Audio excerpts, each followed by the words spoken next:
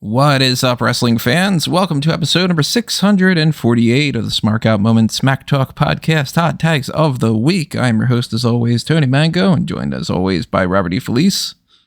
Hello. And Callum Wiggins. Hello.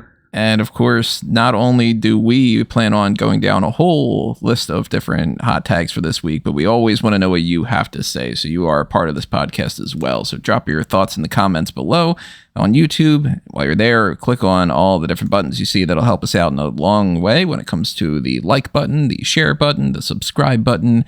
Also ring that notification bell because you'll get that email alert from when we go live tomorrow for the WWE Backlash France pay-per-view point post show. Immediately following that premium live event around the afternoon or so. I think it's probably going to end around like 4 or 5. So, heads up on that one. Keep in mind, though, we really would appreciate for you to help keep the lights on here and keep this channel and this website going more than ever at this point. So if you do have a little bit of spare change your way, I always say $1 a month can go a long way as far as even just boosting morale, but now more than ever. So if you want us to stick around, hit that thanks button. Make sure you join the YouTube channel membership or the Patreon, which shout out to Skylar, our newest member of the Darkcast tier over on there. Thank you so much for that.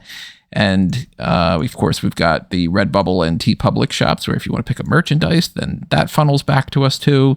It applies the same when it comes to both Smark Out Moment and Fanboys Anonymous and A Mango Teas when it comes to that. But anything under A Mango Tree, if you are on the Patreon for Fanboys Anonymous, then that helps out. It's all, kind of going back to me and trying to offset my insanity of everything.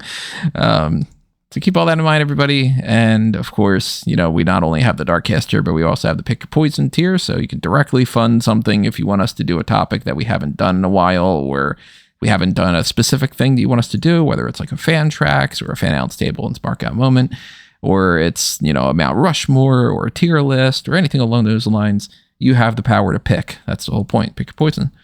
Keep all that in mind, everybody. Help us keep the lights on here. Also, check out the Discord server that we have and pay attention to the Megamaniacs group on Facebook and all the other means that you can chime in with your thoughts and chat it up and have some fun with us.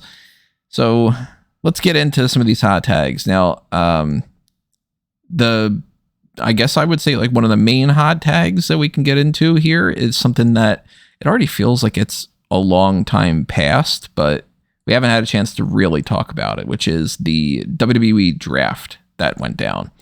It was finished this past Monday, so now we have the full scope of what that looks like, although we don't have the full scope of what it looks like in NXT, because we will get into a topic later on about cuts that are apparently happening today. As far as I'm aware, none of them have been confirmed yet, right? I'm just checking that. But I see names, so are we getting names already? Are they I do see names publicly available? Let's wait a little bit and keep talking until we're done with the rest of the day. Yeah, all right. So we'll come back around to that in a little bit, but we have to keep in mind that the roster is shifting for there, but we know the Raw roster right now. We know the SmackDown roster. We know, I guess, how the NXT roster is going to shape up minus these cuts. So first thing first, out of the hot tags, thoughts on the draft? I would say I'm probably speaking for all three of us and a lot of other people. I thought it was kind of underwhelming. They didn't really seem to move a lot of people. And when we were talking about my thing that I had done ahead of time, the what should happen in the draft preview, we were kind of joking around that it was like, all right, Tony went through this whole thing and didn't move a lot of names, and that's what they did. I understand why a lot of those names didn't move, because a lot of them are locked into feuds that haven't really gotten started yet, but there's a bigger number this year that didn't move than I think almost any other year. And a lot of people I've been seeing complaining about that, being like, all right, well, you did a whole draft just to move Nia Jax, or like, wow, you did a whole draft just to call up two people from NXT, or, even though there's more than two. You guys echo the same kind of thoughts, right? That it's just doesn't feel like they really shifted the rosters around too much. Yeah, for the most part, there were no major shakeups, and I think a report came out later that they were mostly happy with how things were. Which, look, it's fine.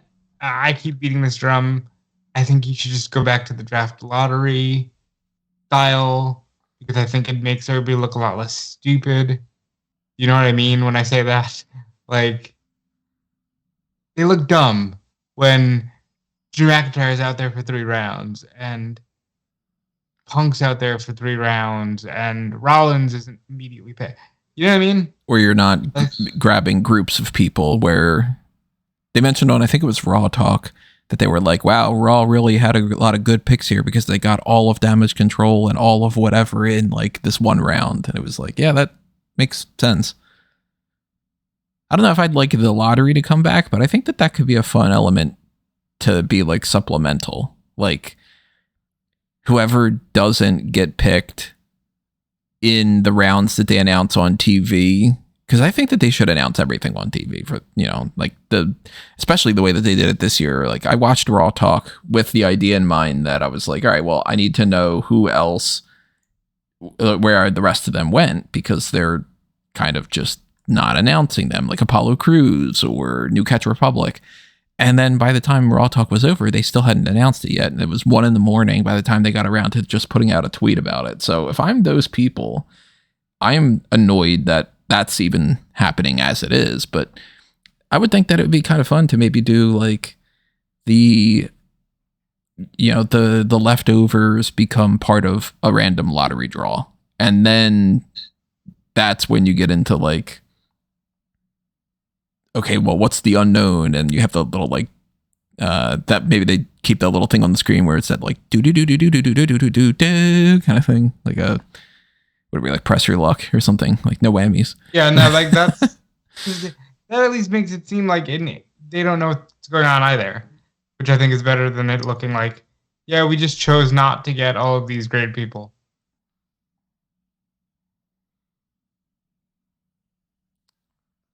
When it comes to, okay, I was going to say for Callum, when it comes to like the draft as a whole, I know that you're not as tapped into WWE lately, but you've seen the roster list, and of course you can go on like the roster pages and stuff, but is there anything that like stood out to you as like, okay, they did this and this was really cool, or this was like really surprising, or anything that makes you more hopeful about the product going forward? No. Just flat out no. I mean, I think this experience should, and it won't be, but I hope it's just a nail in the coffin of people just caring about the draft in general. Like, it doesn't matter. People go from brand to brand, like interchangeably, whatever. All of the stuff they did over the last couple of months, like really showcasing that, oh, it's so important that we signed Bron Breakker to a SmackDown contract, and then he just goes over to Raw, or Andrade signs a Raw contract and immediately goes over to SmackDown. Just a waste of fucking time.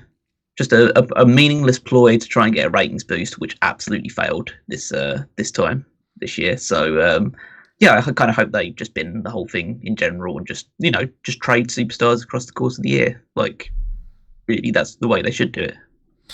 I mean, it is weird that they do find themselves in positions where, like, they brought Sheamus back and he was just suddenly on the Raw roster, like, 2 weeks before the draft. And if you are a stickler for the rules, which we know the rules are always transmutated in WWE, then, and there are other companies too. I mean, look at AEW with their rankings. But the idea that it's like, you can do trades at any point. So you might as well just do the trades. But I always think the draft things are interesting because, I can always pump out a lot of content for it. Like, it's cool to do predictions and stuff. But, like, if I'm looking at it from a fan's perspective, I might not necessarily care as much, Well, that's the point. It's just a content generation machine, and then you announce that the draft's coming, and then content creators like ourselves and others will just go out and say, "Oh, let's do our own little mock drafts about it, and whose team I'm going to trade." It's like it's just it's just a it's a cheap ploy, and as I say, it works, so I don't blame them for doing it. But it's just, it's really just like they care more about the concept of the draft than actually utilizing it properly. And we know that it doesn't matter because people just go from show to show regardless anyway. So I think, so essentially they're utilizing the fact that there is a brand split in a draft in order to drum up this kind of very superficial hype and excitement around something that really, when you just like hone in on it and look at it uncritically with just a neutral mindset, regardless of the fact that WWE is like super popular right now, just look at it and go, yeah, this is utterly crap. Well, there are some things that I think are definitely a step in the right direction with this draft. There are some things that actually surprise me and don't make me feel super confident that that was the right move as well.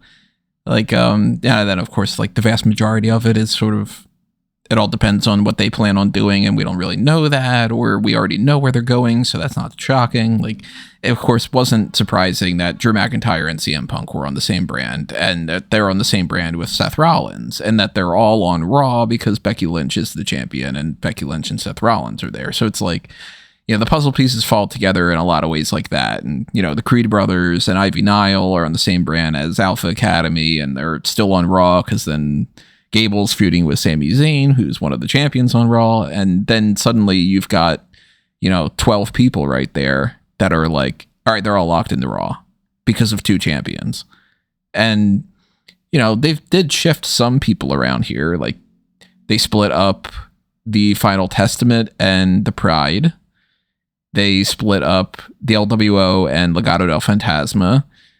They put Rey Mysterio back on the same brand as Dominic Mysterio. We've got Braun Strowman is back into the mix here. We kind of mentioned this in our predictions for Backlash, that it kind of seems like he's going to be one of the first people to feud with Damian Priest for the World Heavyweight Championship.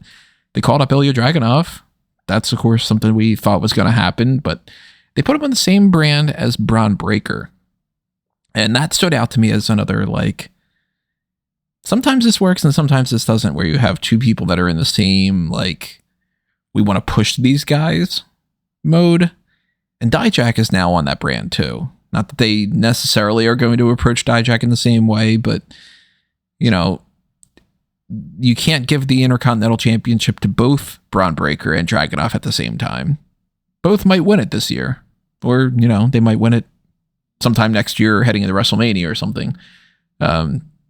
Those are two that technically Braun Breaker wasn't a call up this time because he was sent up a few, months ahead of time, but they did call up Kiana James. They called up Lyra Valkyria. She and James are both on Raw. They moved Blair Davenport over to SmackDown. Kept Jade with Bianca and all. Dissecting some of these like specific rosters, I would say the men's and women's Raw and SmackDown rosters, the one that I'm the most afraid of is the SmackDown women's roster.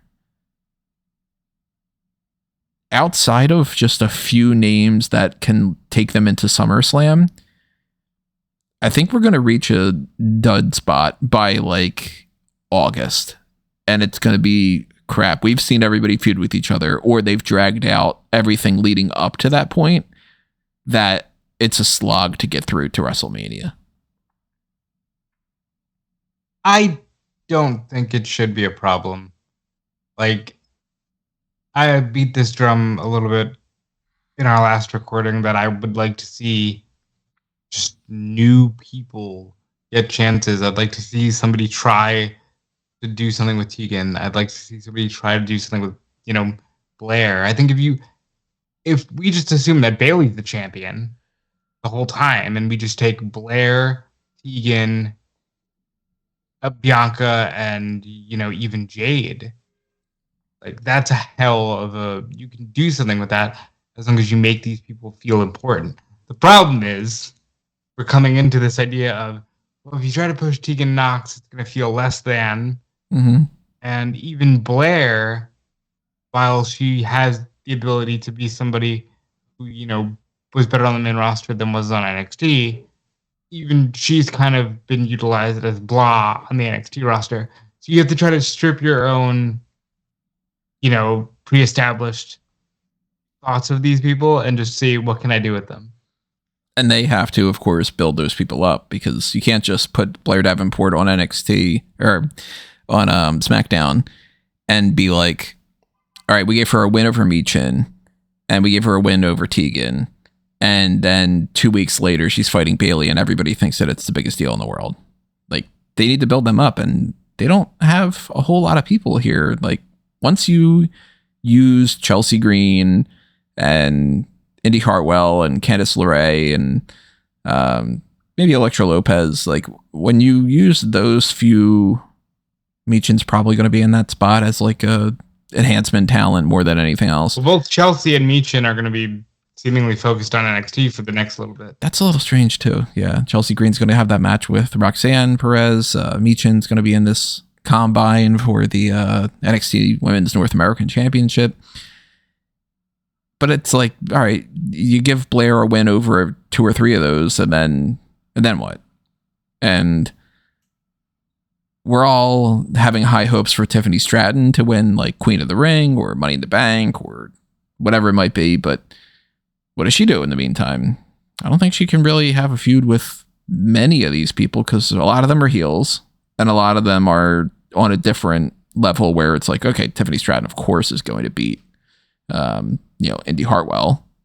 Or if you put Tiffany Stratton up against BFAB, which BFAB never really wrestles, then is anybody really going to care right now?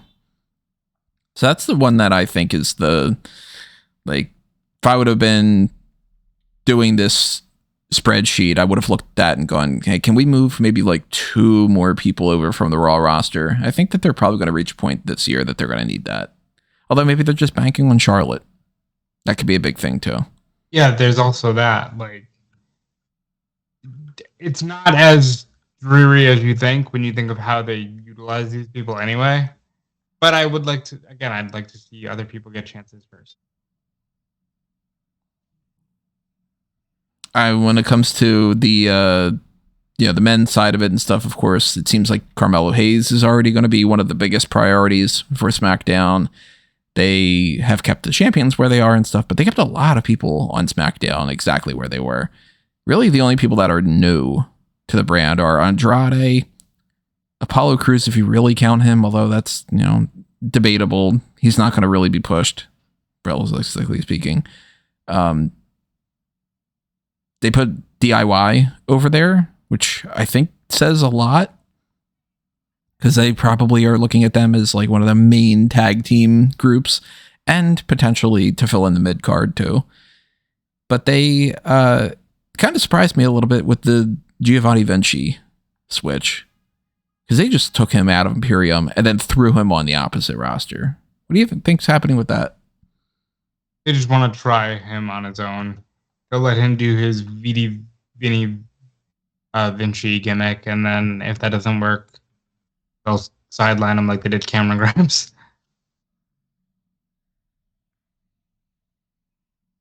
Yeah, I assume that it's just a case of separating them from the main act and then like allowing him to tread water on a different show for a few months before getting released.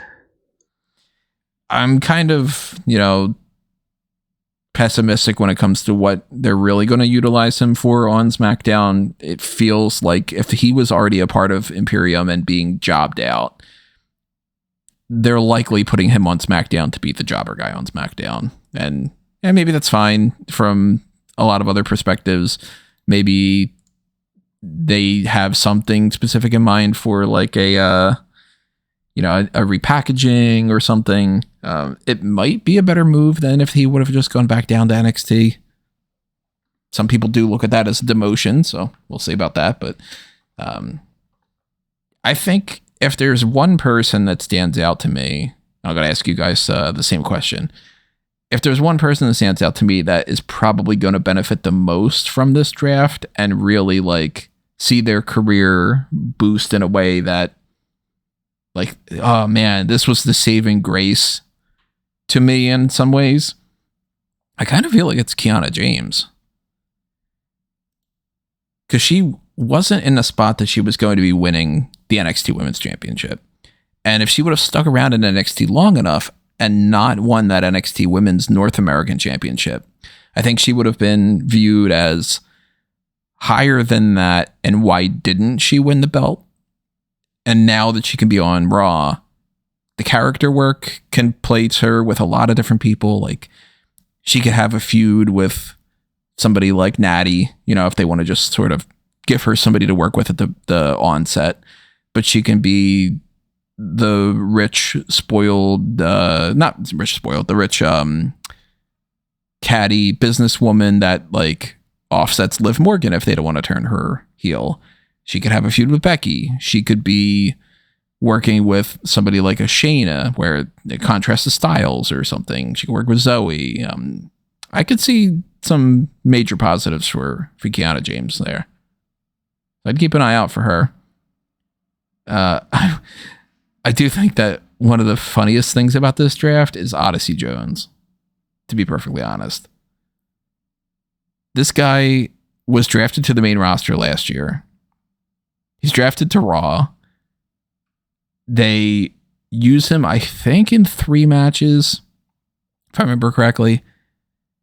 And then we see all these like reports that maybe he's going to be thrown over to the SmackDown roster and he's going to join the Pride and be a part of that. Nothing comes to fruition with that.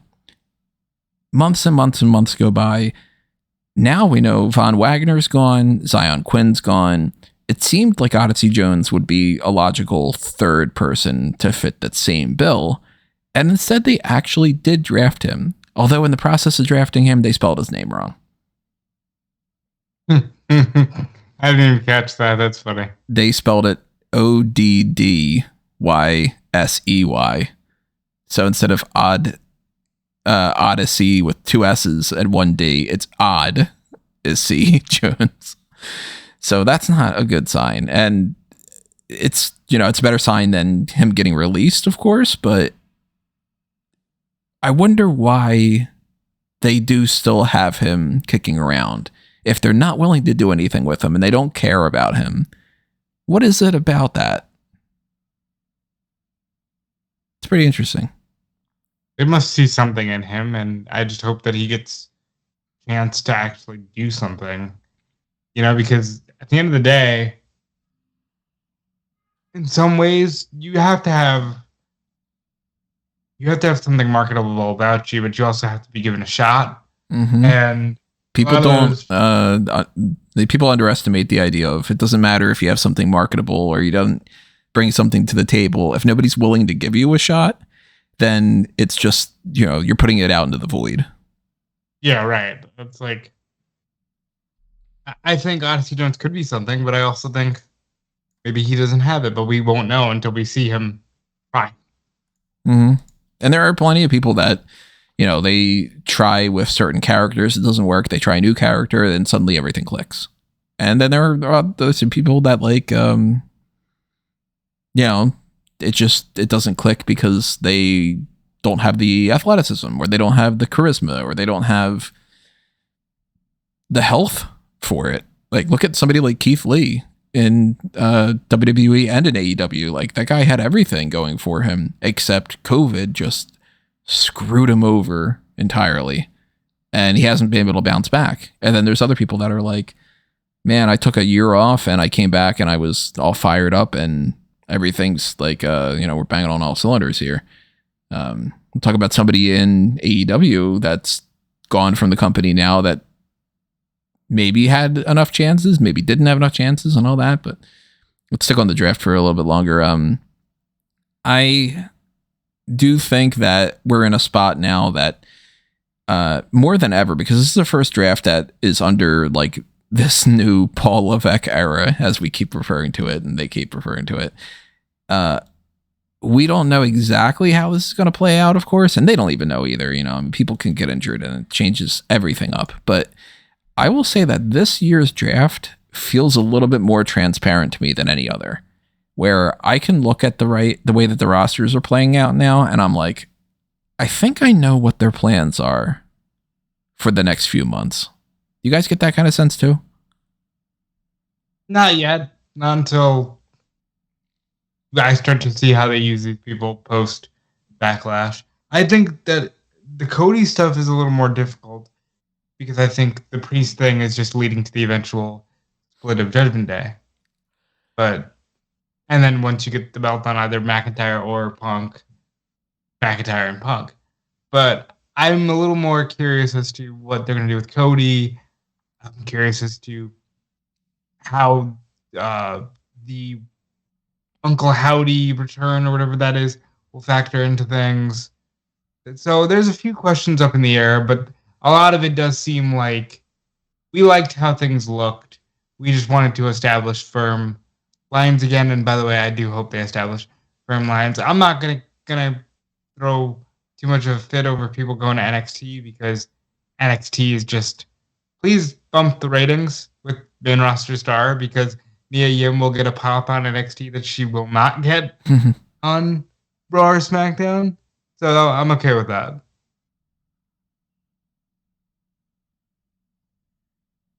I'm not thinking about any like future plans that WWE got going. So maybe. Well, like for instance, so we've talked about with like the Backlash thing. We know that relatively speaking, we can map out some plans for Cody and Damian Priest. Like the likelihood that Judgment Day isn't going to be a storyline that they break down and leads to Finn Balor versus Damian Priest at something like Money in the Bank or whatever is probably pretty low. So when you look at the Raw roster and you go like, all right, they got a match with Braun Strowman. They've got the Finn Balor feud that they could do. Dominic is in the same roster as Rey Mysterio. And, you know, he had been doing this whole thing with like, out of all the things for Dominic to do at WrestleMania, he ended up just abandoning the Judgment Day and going into the Legado thing, which is strange. But they didn't pair him with Legado. And they took Andrade away from him too. So is the future just setting up Dominic Mysterio against Rey Mysterio again? I think probably. Are we looking at Dom, when he's able to wrestle again, being one of the main people that feuds with Braun Breaker in the mid card? Yeah, I think so. And, you know, Ricochet is somebody who can bounce around, and there are other people that can do certain things, but it's interesting, again, that they didn't put Gunther on the same brand as Cody. And that's something that also speaks to me as like, all right, so their plan isn't to have Gunther beat Cody at Bash in Berlin. It's not happening. Anybody who's planning on that being the case, you got to start getting on board that it's not going to be the case. Because they probably want Cody to have his feud with AJ Styles, a feud with some of the other, like, you know, just it makes sense on paper, but it's not the biggest thing in the world. We'll probably get that Logan Paul feud at some point. We're more than likely going to get that that Randy Orton feud at some point. But they are very much astringent to The Rock and Roman Reigns and Cody. That is definitely locked in. You got to imagine that. Bobby Lashley, we already know, is going to start a feud with Carmelo Hayes based off of SmackDown's stuff tonight. So that is like, all right, we're working there. All right, we got, you know, this Solo Sikoa and Tama Tonga tag team thing. We got this DIY tag team. We've got, you know, you can move some people around back and forth with like Shinsuke or with, who was the name that I was just thinking off the top of my head? Crap. Like LA Knight or some other people that are like, maybe you could just kind of pick and choose where they go and it might not. Yeah, Bronson Reed being on Raw right now. If you want to continue this feud with Sami Zayn, sure. But they didn't have to. So the fact that he was brought over and stuck on Raw rather than be brought over to SmackDown means I don't think that they're looking at him as somebody who can be, within the next few months, he can have a match against Cody, for instance. They would have put him on that roster if that was the case. And Sheamus being still on Raw, okay, you know, that it's like maybe he does have some kind of plans with the Intercontinental Championship. If I wanted to go through the whole list and stuff, you know, we wanted to spend 2 hours breaking down like what we can imagine that they're going to do in the future. Hey, if you want us to do that, let us know. But I do think that they're kind of tipping their hat a little bit to their big priorities over the next year. And it'll be interesting to see. Maybe I will spend some time and just be like, maybe it'll be the Darkcast for this month of like, what do you imagine that they're going to do at WrestleMania and over the course of the next few months? I might just do something like that. Let me know if you're interested, everybody. But any other thoughts? Well, I might just do it on my own then. But any other thoughts you guys have draft wise that you want to break down? Any that stands out you want to talk about, or any like surprises that they did or didn't do, or hey, they didn't call this person up from NXT, anything like that? I really think it was time to kind of crap or get off the pot with JC in NXT, but there's a mid-card title. Maybe she'll gravitate towards that. I do think Kiana will be a really good fit. I'm surprised they're keeping her apart from Chelsea. I thought that would have been a good potential pairing. But for the most part, I was more shocked that they didn't have any big-time shakeups. Like, everything was pretty straightforward. And, I mean, you saw, like, Sean Ross Sapp tweeted, but hey, 19 people moved. And it's like, yeah, but 10 people moved in 2 moves because of the damage control thing. Like, I'm glad that they're trying to establish rules with the draft, but this is not a very fun draft experience. I would like to see a change.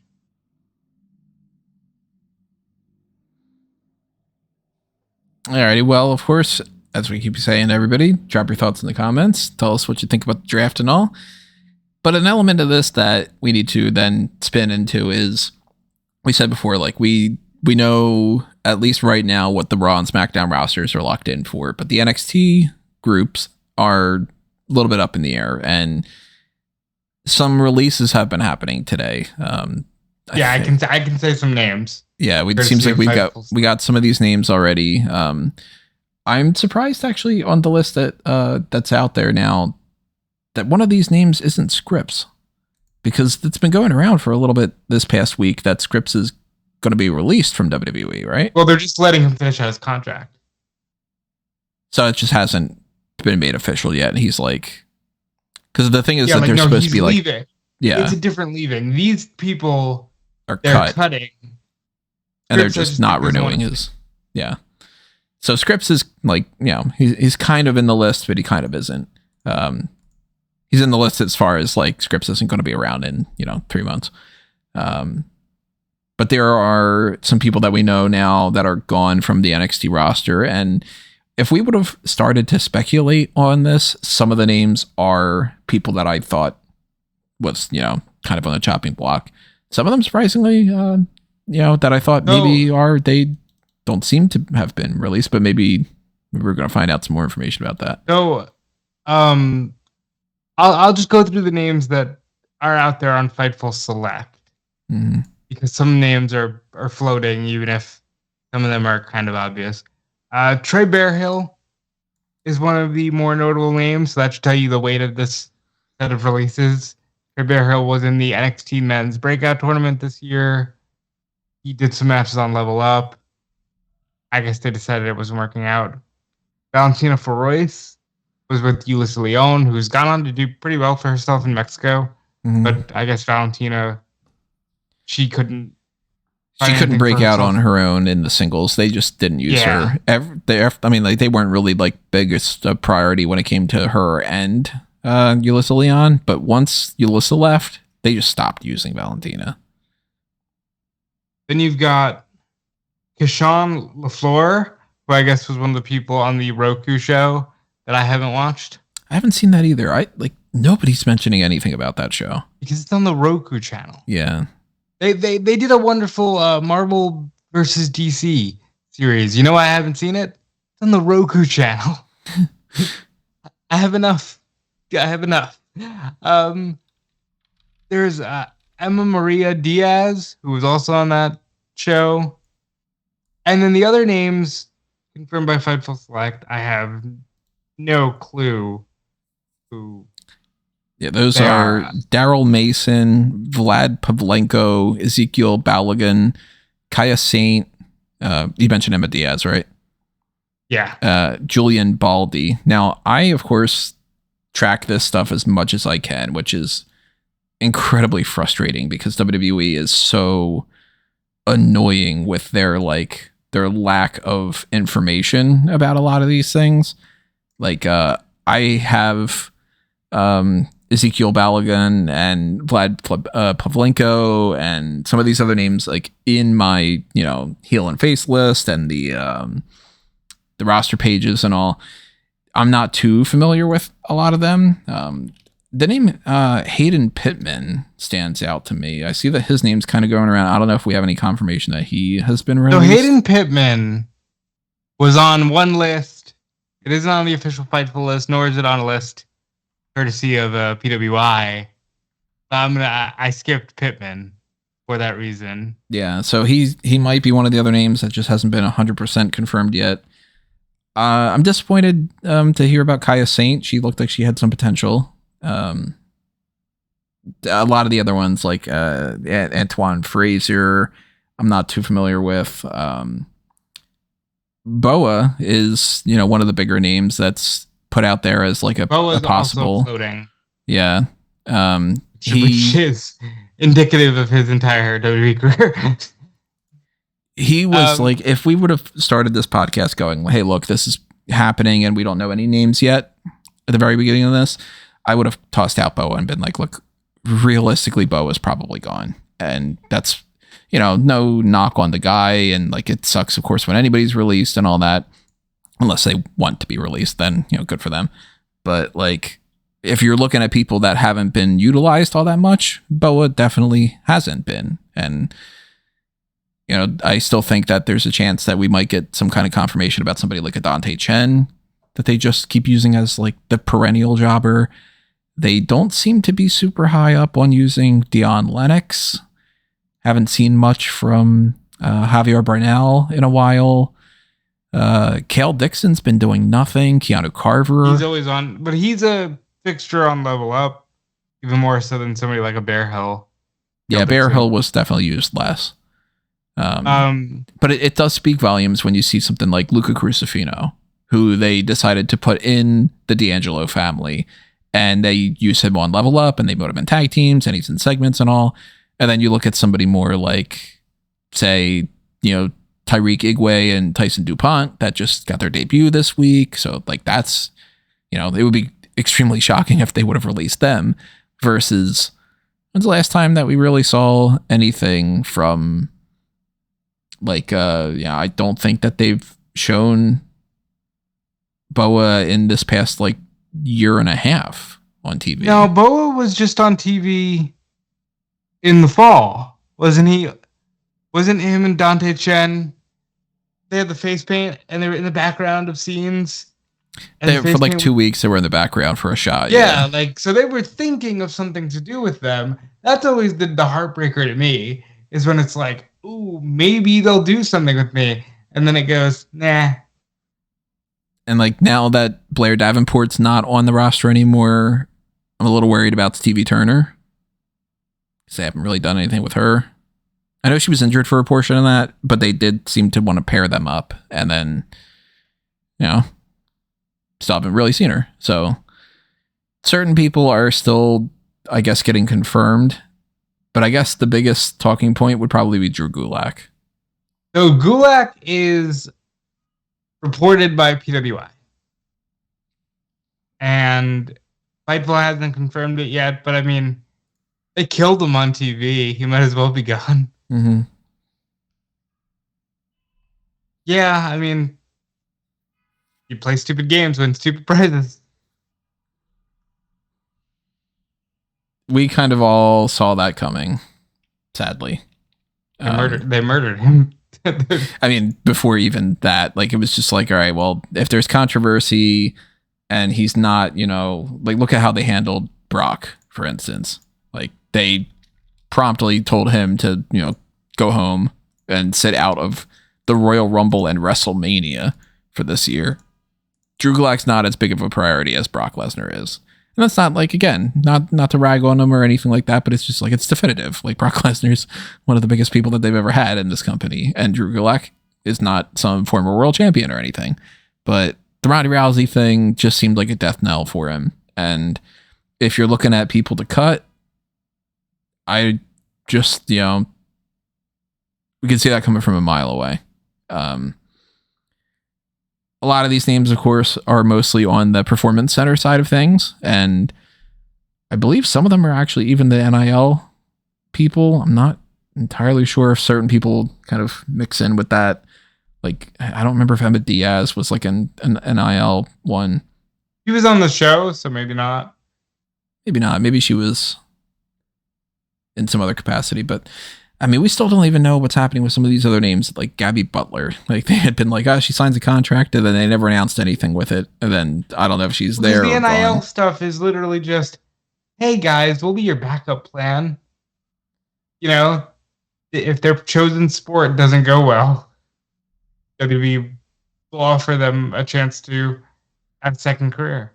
Like Lash Legend of basketball, for example. Yeah. Or the Kavinder twins, who continuously played college basketball for like 8 years. Yeah.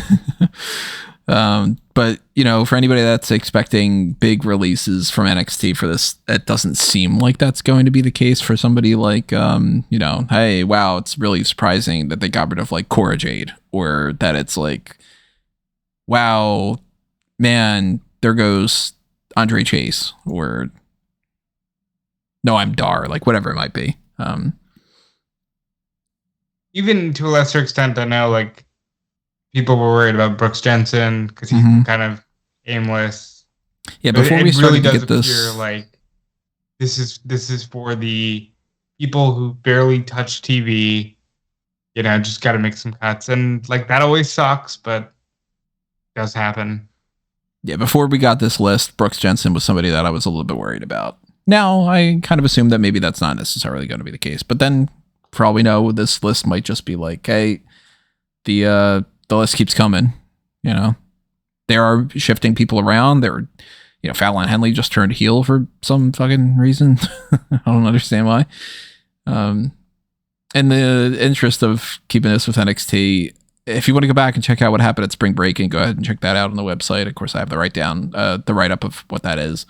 But I don't think that there's anything this week that we haven't touched upon in one way or another. It's nothing like crazy other than, hey, Fallon Henley turned heel.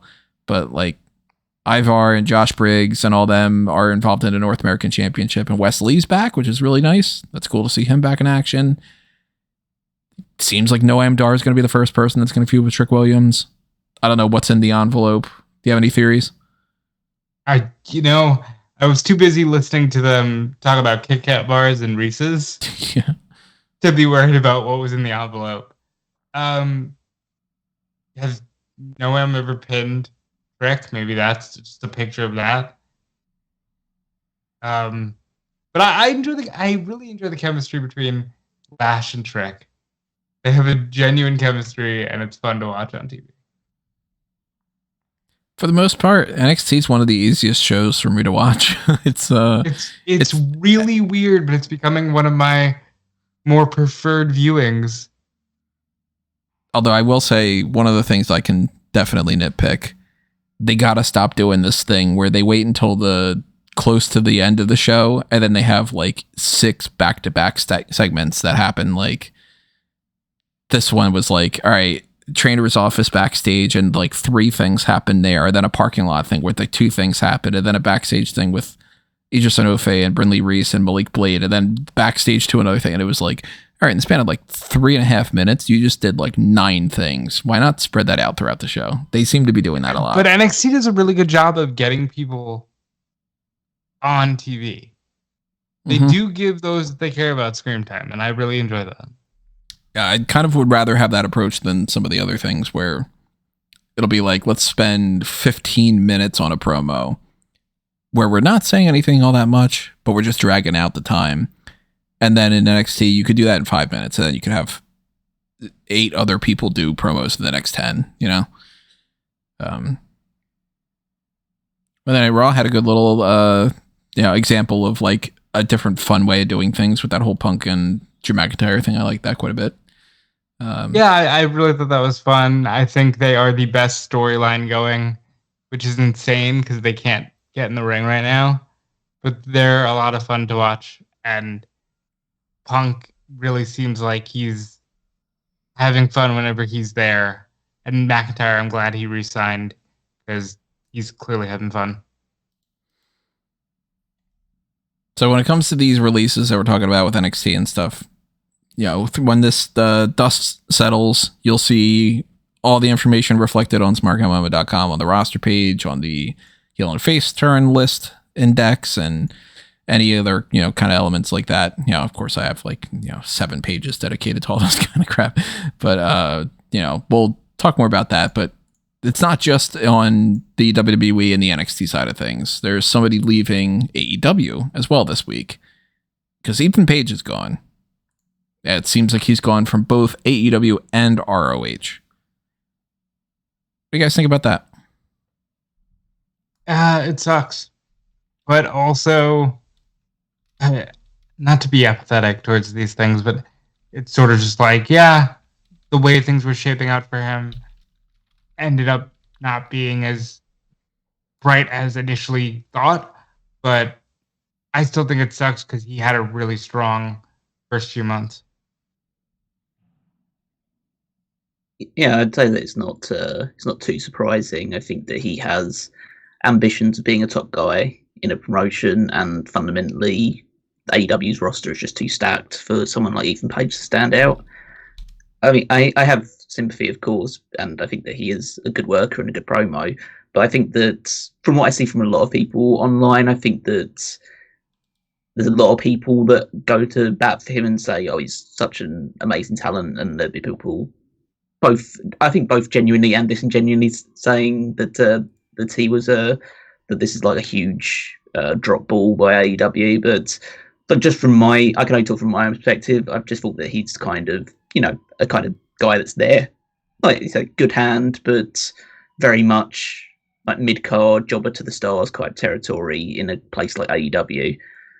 If he goes to a place like, if he moves on, he goes to a place like TNA or MLW or somewhere like that, then he'd be a top guy instantly because he's got that level pedigree to him.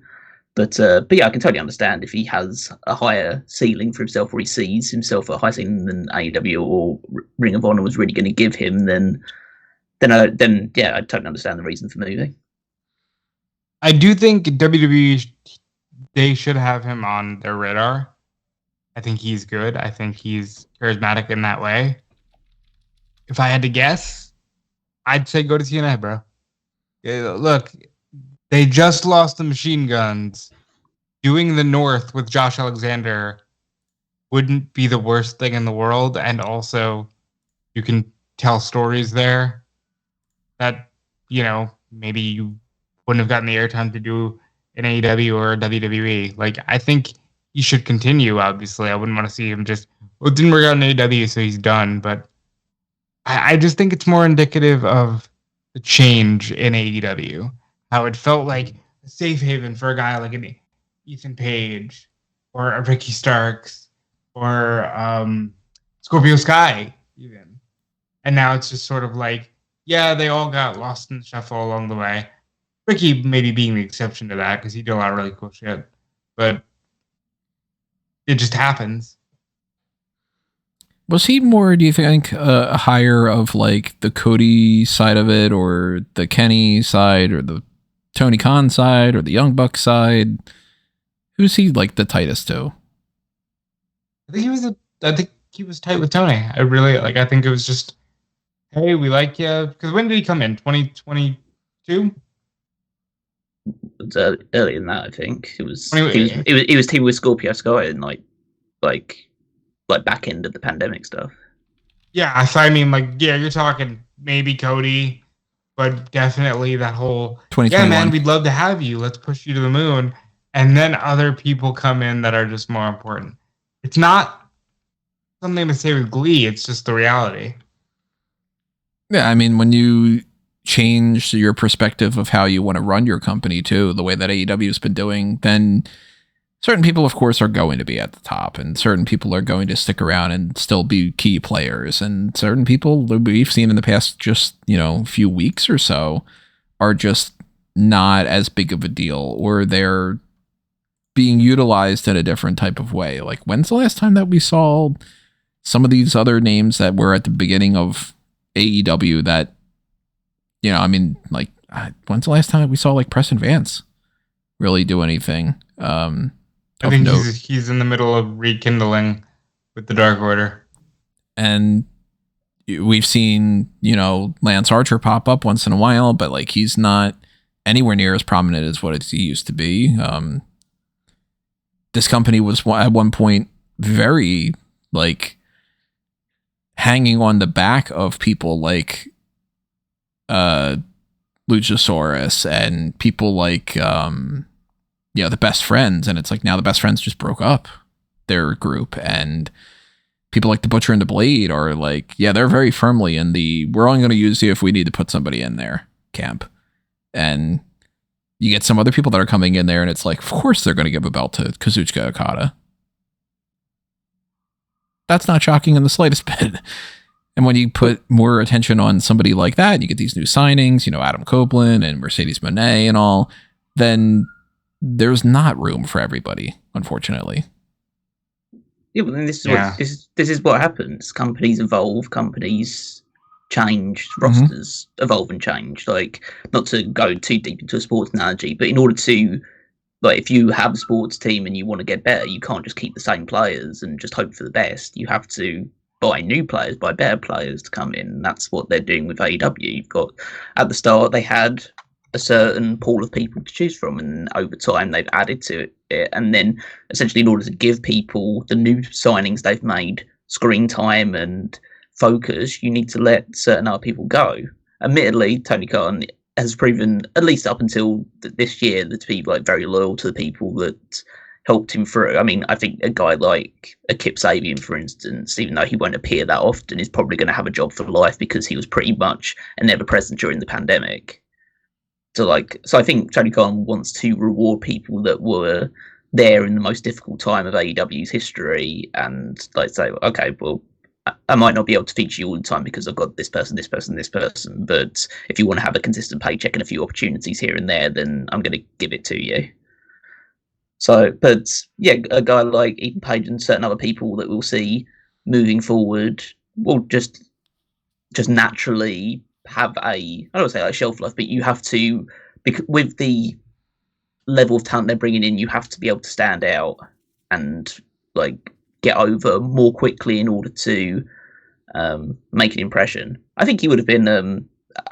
It's slightly disappointing in terms of I thought Ethan Page was doing really good work in Ring of Honor, but I can understand why that's not enough for him because they're not on a TV. They don't have a TV deal. They're not like a big prominent focus right now. But I'd assume that coming out of Final Battle, where he had that really good I Quit match with Tony Nese, I've assumed that the direction would be that he'd be the guy challenging Cole Fletcher at Supercard of Honor for the Ring of Honor TV Championship and potentially winning it, and maybe even pushing towards a world title shot down the line. But yeah, I can totally understand why that would not be enough for Ethan Page. And so I think it's just we should probably get used to, both from a WWE and AEW side, of like when these releases happen, just seeing it, it's probably in many cases like mutually beneficial for all parties. I think in this case, this is the best for all involved. Yeah, I mean, Ethan Page wasn't in a prominent enough spot that I wouldn't rule out. Of course, I don't know. I'm not talked to the guy or anything like that, but I couldn't even rule out the idea that maybe this wasn't even partially his decision. He could have been just looking at this and being like, they're not going to put me in I think this is fully his decision. You think so? Well, let me read the Fightful thing, because I do believe that it was stated he wanted to leave sooner. Yeah, he's apparently, the reports they said that he's wanted to go since February, hasn't he? Yeah, it's his sources Fightful Select have spoken with say that Page was looking to leave AEW as far back as February. He was slated for an ROH TV title feud before visa issues with Kyle Fletcher briefly delayed them. Yeah, so then that's even more of a positive in that end. If he wanted to leave, he must see some better avenue out there. And you never, generally speaking, you never want to leave a position at a job unless you hate it so much that anything is better than this, or that you think that there's a realistic chance that you can go somewhere else and enjoy it better, or get better benefits, or get better pay, or whatever it might be. So whether he's like, man, it just sucks here and I'll do anything, I don't want to be here anymore, which I haven't heard anything that would point in that direction. Like, he's not like getting into fights backstage and stuff as far as I'm aware. Or if he's like, hey, I know that I'm not going to be TNT champion soon. I know that they're not going to put the Continental crown on me. I'm not going to be the guy that beats Okada. I'm not going to be the guy that wins the international title next. And I'm not going to win the world title next. And you keep putting me in these different tag teams and none of them working out. I'm in ROH now, so I'm at basically the same level as what I was before, arguably less, depending on if you want to judge like TV deals and stuff. And I'm not even probably going to be the guy that beats Kyle Fletcher either. Then you know where you stand on that roster. And do you want to keep making the paycheck that you're getting to be a good hand, as plenty of people have said before about like a Sean Spears? Or do you want to explore some other options? And maybe he caught wind of like TNA wanting him back. Or maybe he caught wind of NXT wanting him. And the negotiation, of course, that's another whole thing that we're not going to have privy to that information, but I could see him going a couple different places. I think if he goes to NXT, I wouldn't put a whole lot of stock into like, he's going to go to NXT and he's going to be fighting Trick and beat him for the title. You know what I mean? I don't think he would get that kind of treatment. But they might see something enough in him to be like, all right, let's try to work something here. Although I would assume he's probably going to go to TNA. What do you guys think? Yeah, I would do TNA. I think he'll go to WWE in some capacity. Really? Yeah. Do you think he'll go anywhere specific? Like, do you think?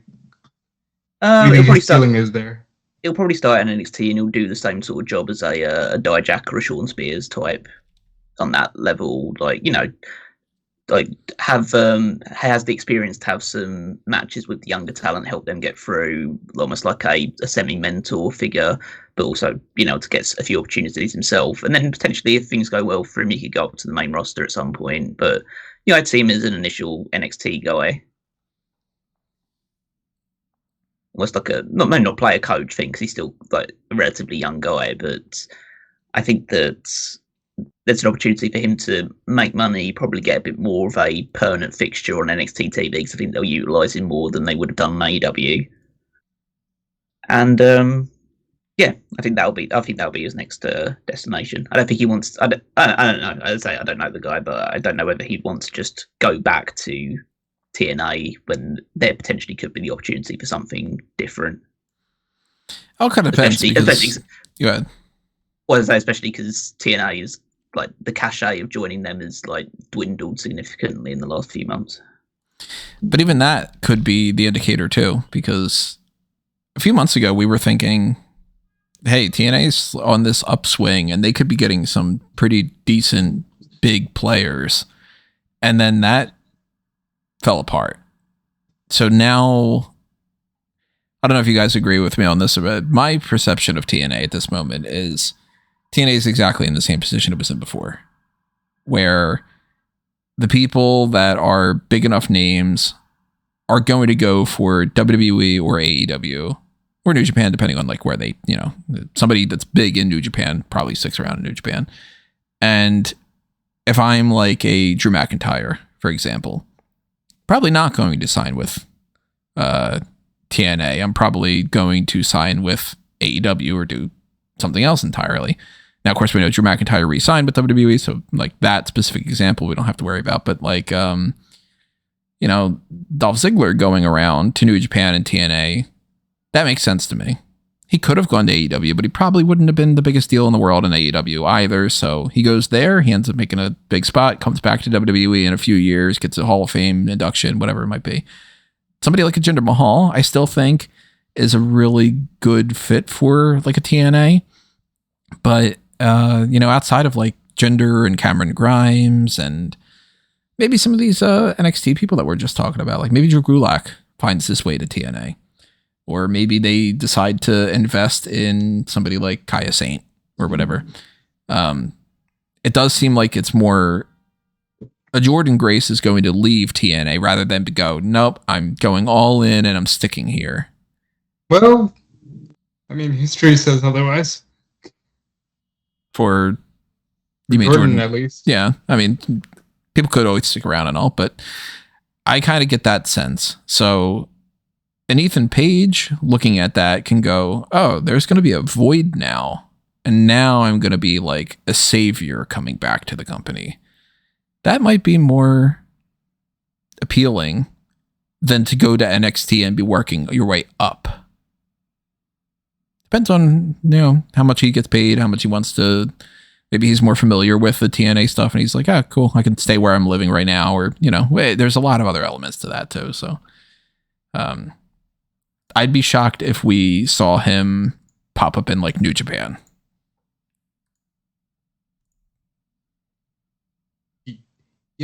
I'm looking through a couple of the WWE NXT people have started to comment on their releases. That Julian Baldy guy, unfortunately, just got to announce that he signed on the 16th because he had to wait until that Roku show was all out. And he's already had to say, yeah, I've actually been cut. But he did get 7 months with them. He's not saying he's taking bookings at this time. But Emma Diaz is already saying, I'll be taking independent bookings starting now. So that's exciting. For them, at least. Has there been any more people on that list that like are confirmed that hadn't been put out earlier? No, I don't think we're going to get any more names outside of maybe Sean confirming even more so Gulak. Or maybe Boa, but even those two are probably up in the air until they're official from, the people being cut. So, we were just talking about AEW. Let's go back and talk about some Dynamite stuff that happened. Match-wise, we didn't run down all of Raw and NXT matches and stuff like that, but noteworthy match things. I know that it was interesting to watch Jericho against Shibata. That was a big standout match for me this week. What about you guys?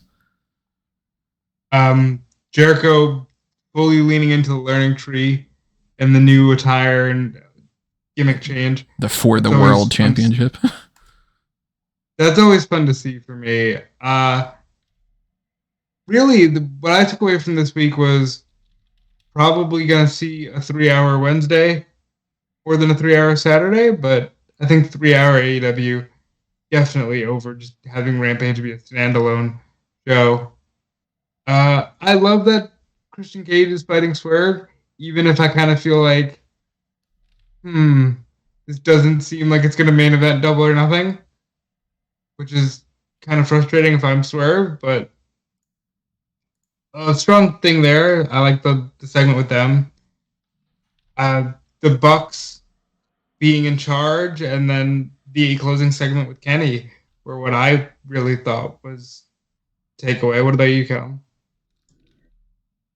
So, I mean, I liked that the show had a through line in the same way last week's one did, with the whole Elite and then taking over from Tony Khan when he was doing an introduction by satellite, and then they just take over, and then the immediate intro video for Dynamite this week was just the Young Bucks, Jack Perry and Kazuchika Okada on it, which I thought was a really nice touch. It makes sense for Christian Cage to come back and immediately be in the world title picture, because if the Bucks are in control, they don't need to adhere to the ratings and the rankings and stuff like that, even though seemingly nobody is adhering to the rankings in AEW at the moment. But yes, him coming in, I mean, that is gonna main event Double or Nothing. I think Double or Nothing isn't AEW's crown jewel show, not even like crown jewel for WWE, but it's not the WrestleMania of AEW anymore. All In is the WrestleMania of AEW. So I think people need to get that kind of adjustment in their head. Now that's the biggest show of the year is All In. Yeah, that's the biggest show of the year. I just think that a Stadium Stampede style match is going to headline the show, like it does maybe every year.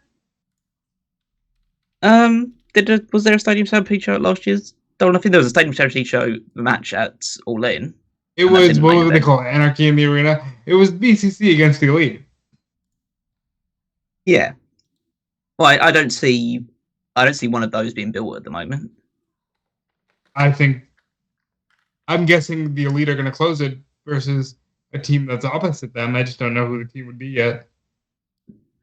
Yeah, I mean, because the Kenny Omega segment, for anybody who missed it, Kenny Omega comes out, he says that he explains a little bit more about his diverticulitis issues and says that, whether there's, truth or they're maximizing this for dramatic potential or something, that any shot to the gut could potentially kill him. And the perspective of him returning is like very next to nil. But at the same time, he says, well, I've decided not to get this like colostomy bag and not to get this surgery and do all this, whatever. And I'm not necessarily retiring. But he doesn't really say anything one way or another. So I don't know if that's just them being like playing this end of the story or if they really just don't know a lot of these things. But at least he must have been feeling good enough for them to have him get beaten down. And I can't imagine that this is going to be like, all right, by the time we get to Double or Nothing, Kenny Omega's fighting anybody and having a match. Yeah, so, well, at least according to what Meltzer and Wrestling Observer are saying is that this was to write Kenny off TV for an even extended period of time because, according to them, he's about to get that surgery that he mentioned. So he is going to need that surgery, and that could rule him out for several more months off the back of that. I mean, that's what they're reporting. Other people might have other opinions about it, but I think that this was just a means to get more heat on the Elite, have Kenny appear in front of his hometown crowd. By the way, I don't want them to ever do shows in Winnipeg ever again. That crowd sucked. Ruin the experience of watching the show for me. Because there was some good stuff in the show. I don't say like everything was like amazing on the show. There are some bits I didn't like, but the crowd made every good segment worse by their lack of reactions. They felt like a very just there for the entrances and not caring about the matches stuff, which is you don't usually get with AEW. So it was a bit disappointing to see that. But yeah, I think that I know a lot of people speculate, Carter, Omega are All In. I think that people need to maybe be a bit more realistic, and I would imagine that we probably won't see Kenny in the ring until very late this year, if not early next year. If the reports the surgery are true, that is. Well, people did that because he said the words, "Hey, why don't you give me a couple of months?" I think their brains started going, well, that's a fun match for Wembley. People have been speculating about Okada and Omega All In since late last year, let alone. Like, pretty much as soon as Okada signed, that was what people were saying was going to be the All In match. So I think that's also true. I think it took like Lesnar a long time to get over diverticulitis when he had it during the UFC. But people thought that could end his career. And, that's always a positive sign to look at that as an example because Brock suffered diverticulitis, came back and was pretty much like, not even just good enough to be in like a WWE ring, good enough to still win matches in the UFC. So there's hope for Kenny that this isn't the end of his career. But I think that we need to be a little bit, hopefully, patient. I mean, I would love nothing more than to be proven wrong and for that to be the all-in match because I'll be there live to watch it. But I think I'm being a bit more just cautious and expecting him not to be around at that point. There's like other stuff that happened, but they're leaning into this. This is something I didn't like, the Adam Copeland stuff. Like I've pretty much enjoyed everything that Adam Copeland has done in AEW since he signed, and then the House of Black got involved, and now I'm suddenly not that interested because it's way too much the law stuff and him being sprayed with the mist, and now like he's acting a bit more heelish in his actions. Like, no, can you just be like the babyface guy? just doing the fun matches against everybody. Now he's getting sucked into the. I know the idea is the Jericho vortex these days, but there's definitely a Malachi Black vortex as well that he's getting pulled into. But they'll probably have their match at Double or Nothing. Other than that, they're continuing with the Serena Deeb, Tony Storm stuff, but it's mainly really actually just continuing Tony Storm, Mariah May. Serena Deeb's just a stepping stone for that destination. I like the Jericho stuff is winning me over. It's just good. They announced that apparently Chuck Taylor's never going to wrestle again. Yeah, it was kind of weird to have that on the same day as the whole Kenny Omega thing. Oh yeah, there were two things to that. Both that and also the fact that I didn't mention like the Buddy Matthews Adam Copeland match that Buddy Matthews sold that he was bleeding internally in that match, which I wouldn't necessarily do when the whole big angle at the end of it is due to a guy that's really suffering internally afterwards. So I probably would try and balance a few things out, or have maybe have like agents, producers talk to each other. That might be a good idea.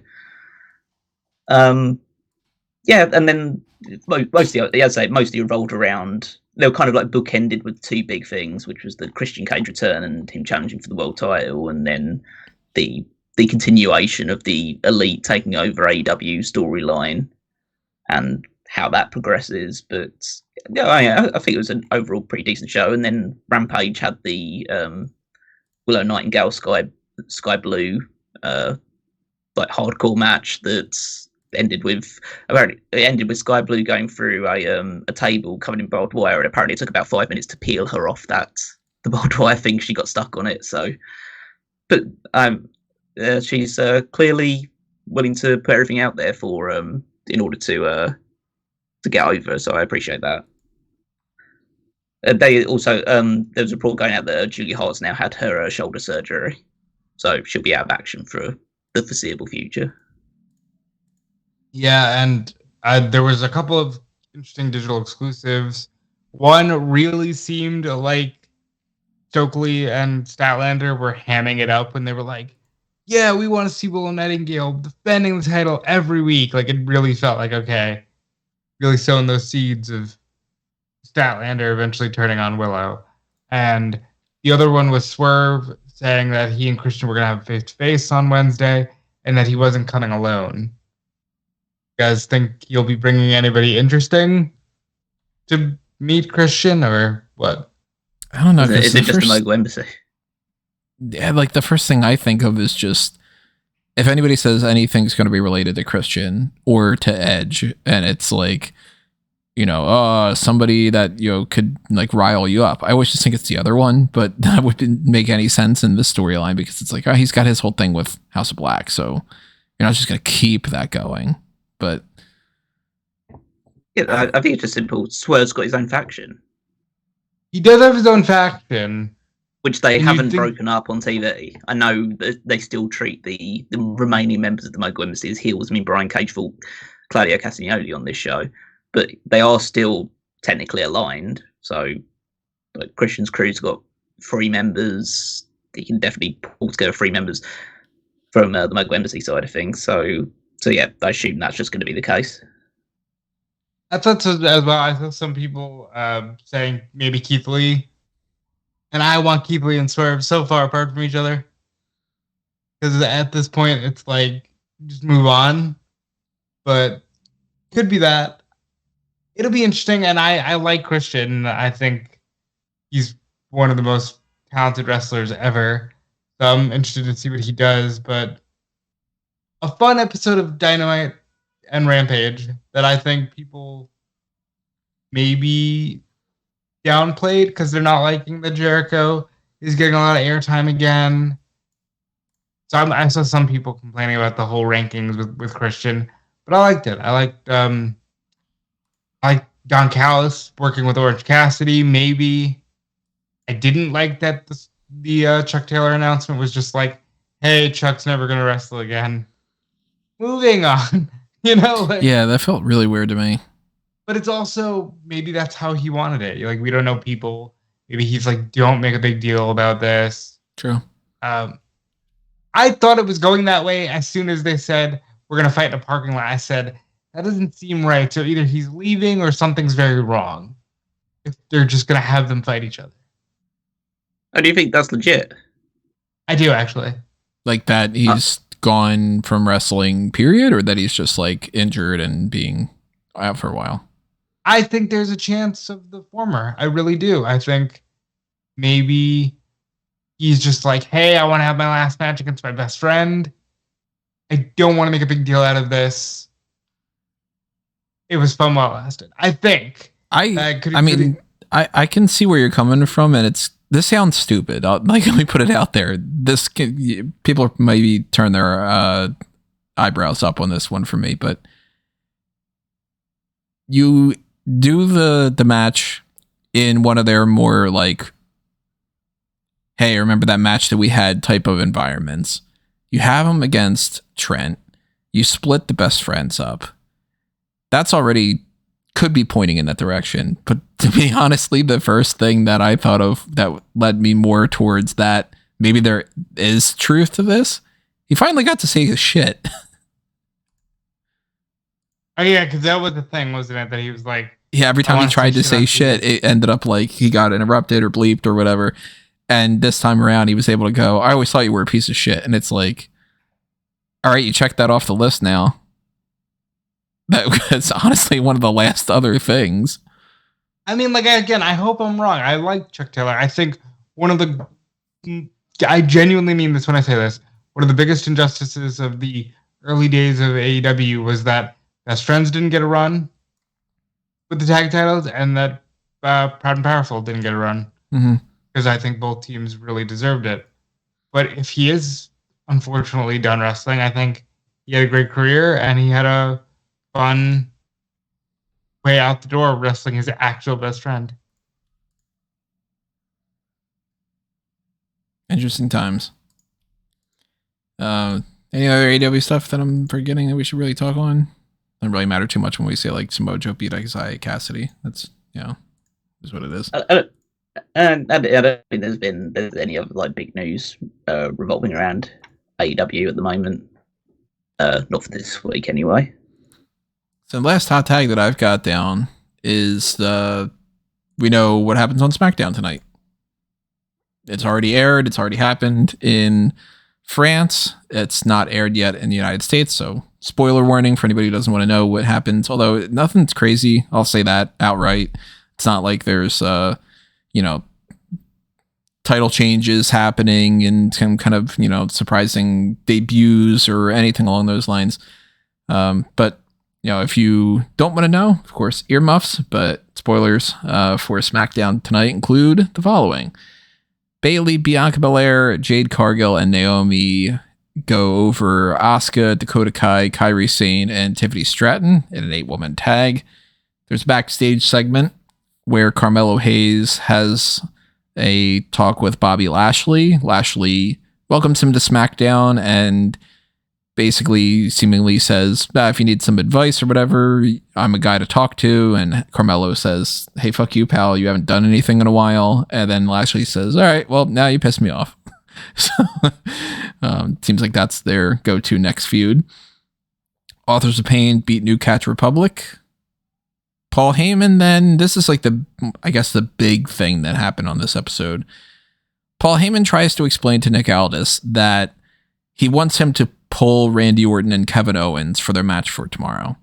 And Aldis isn't down for that. And they have a discussion that leads into Heyman revealing that Roman Reigns hasn't talked to him since WrestleMania.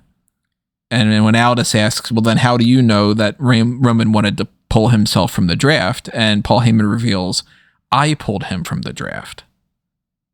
Roman didn't do that. I did that to protect Roman. And I'm also trying to protect Randy Orton and Kevin Owens because the bloodline is like so fucking crazy right now that I am essentially being a good guy here. And he comes out during the RKO show to try to convince Orton and Owens to back out, which leads to a brawl between Tama Tonga and Solo Sikoa that apparently just goes through like the whole rest of the episode.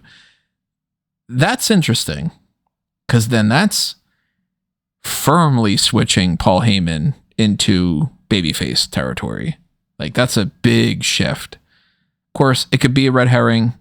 They could play into that if they want to, but that's about as much of a confirmation as I can imagine that they would be putting out there now, that when Roman comes back, he's going to be full babyface mode. Well, I get what you're saying when you say that it turns them babyface, but also maybe not when he's saying, I haven't even spoken to Roman and I just pulled him from the draft and I'm kind of letting the bloodline run amok.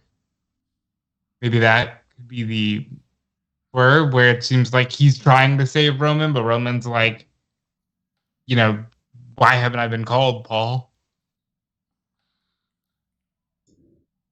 Yeah, I mean that just strikes me immediately as just Paul Heyman being disingenuous, because he's made an entire career of being disingenuous as a character and partially reality as well. So yeah, I immediately just think that he's lying about like trying to protect like Kevin Owens and Randy Orton and all this other stuff. He's just fundamentally letting Solo Sikoa. He sees Solo Sikoa as the new front man for the bloodline, because like going straight after Roman lost, essentially just going, well, he's lost now, he's worthless to me, so I'm backing the new young guy of this group to be the top guy of the bloodline, and it's just pretending like he's not approving of every action they're doing right now.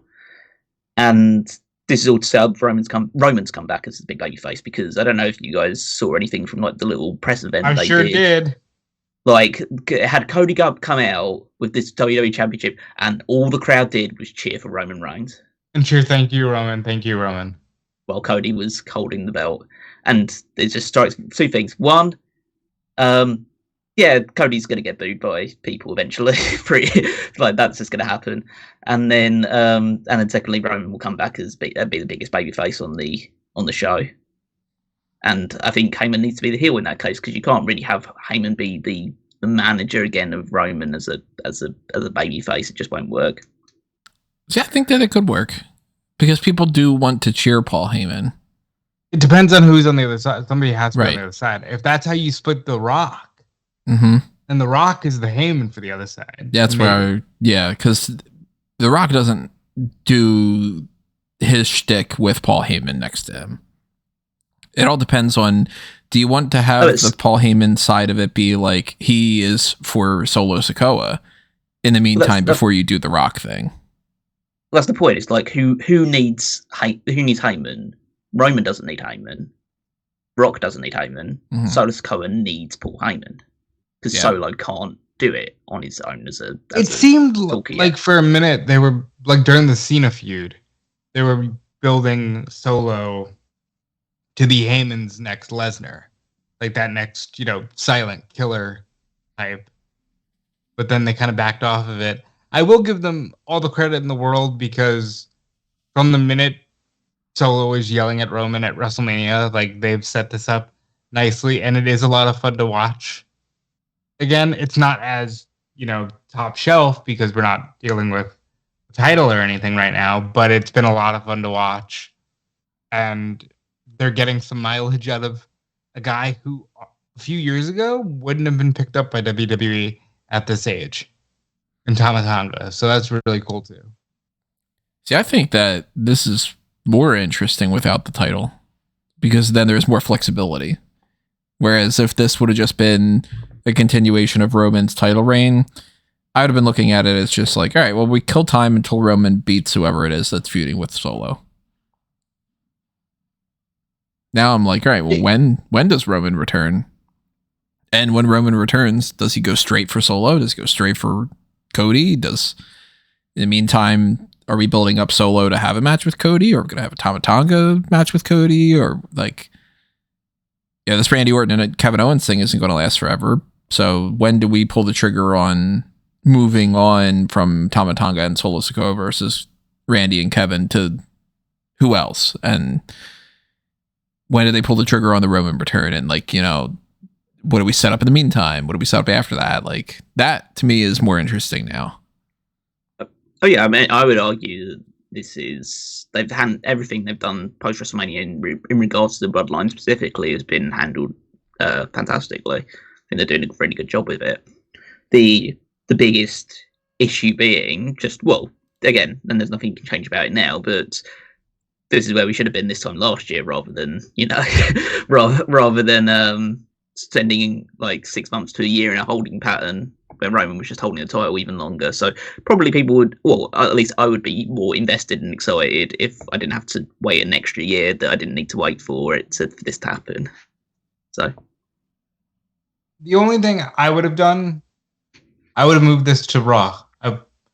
For me, Raw is too long to have all that stuff that people aren't as crazy invested in like they are with the Bloodline.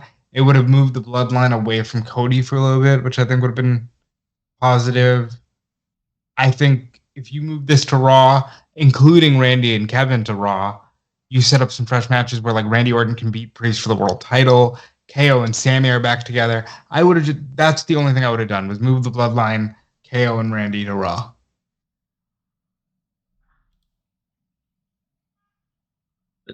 But also, like, again, just on top of the results we've had down, I've only seen a few like clips on Twitter and stuff. But yeah, they need to do more international shows on TV because these crowds are insane.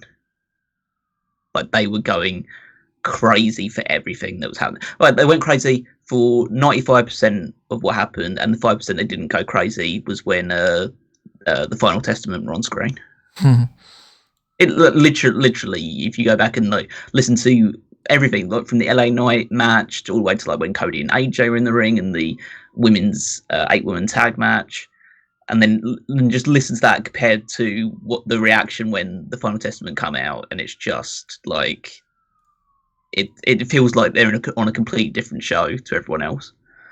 But yeah, you really got to figure out what they're doing with that group.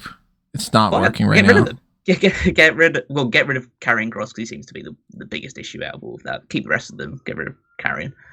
But yeah, but just having like also the French crowd have done this cool thing, which presumably they'll do Backlash as well, where where they have the Yeats thing with Jey Uso, where during his entrance he'll just bounce his hands up and down, the crowd will follow suit. Well, they're doing that with their phones on. And so it looks like such a cool effect, especially if they bring the house lights down a little bit for it, and there's just like beacons of light just bouncing up and down in the middle of the crowd. And it just goes to show that European crowds are just so much more inventive and brilliant than American ones. I mean, you're right though. It's insane how much more lively those crowds are. Except screw those Canadians, right? Oh yeah, sometimes Canadians. Apparently, Winnipeg just had a stick up their ass. Which is weird, considering the fact they have they gave a rise to both Chris Jericho and Kenny Omega, two of the greatest wrestlers of the modern era. It's like, yeah, we seemingly don't care about wrestling. But all right, well, that is my roundup of the hot tags. Of course, if we forgot anything or you want us to talk about other topics or whatever, drop them in the comments below, or we'll write them into next week's discussion.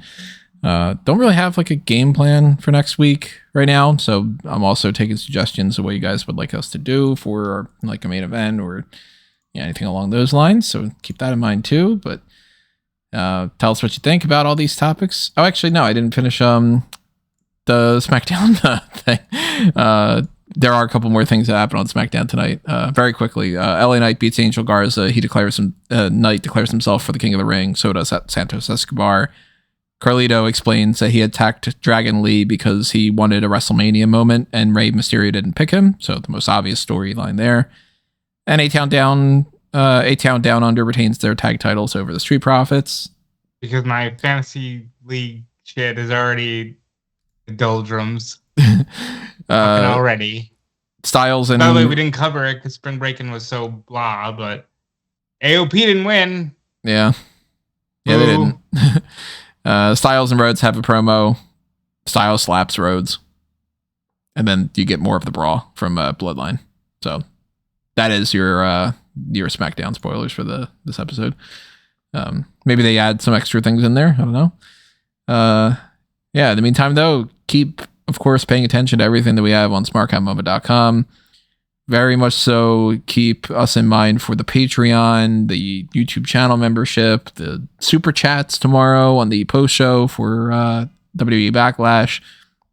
Cannot stress that enough, guys. I'm being serious here. And, check out fanboysanonymous.com for everything that is happening over there. Make sure you go to the link tree at amangotree.com. Follow me on all those accounts and everything. And stay tuned to Tony Mango for whatever I end up being able to do. And make sure you're following Rob and Callum, too. And you can check me out everywhere at Dude Felice.